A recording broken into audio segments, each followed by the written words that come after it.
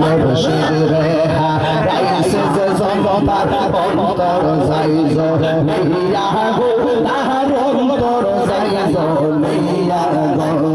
মুর্শিদ রে হারাইছে যে জনতার অন্তর যাইজ লইয়া গো তাহার অন্তর যাইজ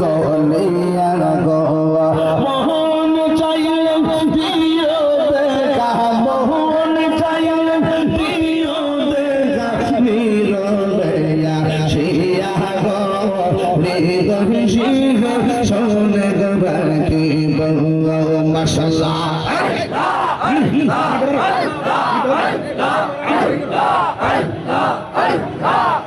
আমার দহিয়াল চরণে আইবে গো আমার মুর্শিদ চরণে আইবে গো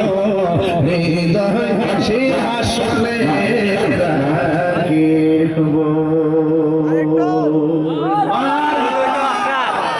মুর্শিদ রে হারাইছে যে জনতা অন্তর যায় লিয়া গো তাহার অন্তর যায় জ্বলিয়া ঠিক কিনা ওরে মনে চাইলে দিও দেখা মিরলে আসিয়া গো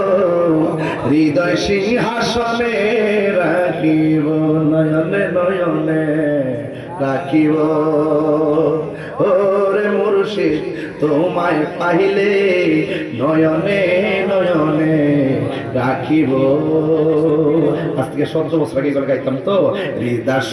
সাজাইয়া রাখব তোরে শোয়াইয়া হৃদয়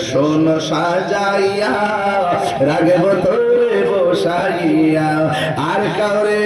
বসতে দিতাম না রে মুর্শিদ তোমায় পাইলে নয়নে নয়নে রাখিব গোপন কথা খুলিলা কইব আর কাউরে না শুনতে দিব কথা কোন ঠিক না এ আমার জীবন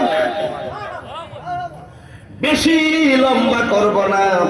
ঘন্টা খানেকের ভিতরে আওয়াজ ইতি করে ওয়াজ ইতি করে ইনশাআল্লাহ চলে যাব।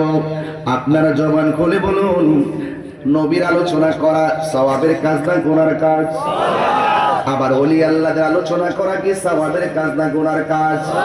যিকরুল আম্বিয়া ইবাদা ওয়া যিকরুস সালিহিন কাফারা। নবীদের আলোচনা যখন ওয়াজ মাহফিল হয় এটা ইবাদতে পরিণত হয়, আর আল্লাহর ওলিদের আলোচনা যখন হয় এটা গুনার কাফারা হয়ে যায় ঠিক না? আমরা মাহফিলে বসেছি উপরে কুয়াশা পড়তেছে রে বাজি, কিন্তু আপনাদের এই চুনারঘাটের উত্তর সাদেকপুরে আমি মনে আর আসছি কিনা জানি না, তবে উত্তর সাদেকপুরে যদি এই প্রথম আসা থাকি তবে একটা কথা বইলা দিয়া যায়, উত্তর সাদেকপুরের মধ্যে কবরস্থান আছে না নাই? আরে রাতের বেলা একটু কুয়াশা পড়বে, সুন্দর করে সামিয়ানা লাগাইলাম, কিন্তু সাদেকপুরে গুরুস্থানে যারা পড়ে আছে বৃষ্টির দিন কবরে লাইন ধরা পিপিলিকার গর্ত দিয়া দিয়া কবর কোমর পর্যন্ত পানিতে ভরে যায়, হাড্ডিগুলো শুধুমাত্র বাঁচতে থাকে। আপনি যদি কালকে কবরে লাশ দাফন করেন 3 দিন পরে নাকটা পচে যাবে, 6 দিন পরে আপনার আঙ্গুলের নখগুলা উঠে যাবে, 9 দিন পরে মাথার চুলগুলা চলে যাবে, 10 দিন পরে চোখগুলা খুলে যাবে, 17 দিন পরে আপনার পেটের মধ্যে অ্যাটাক করবে, এরপরে 60 দিন পরে আপনার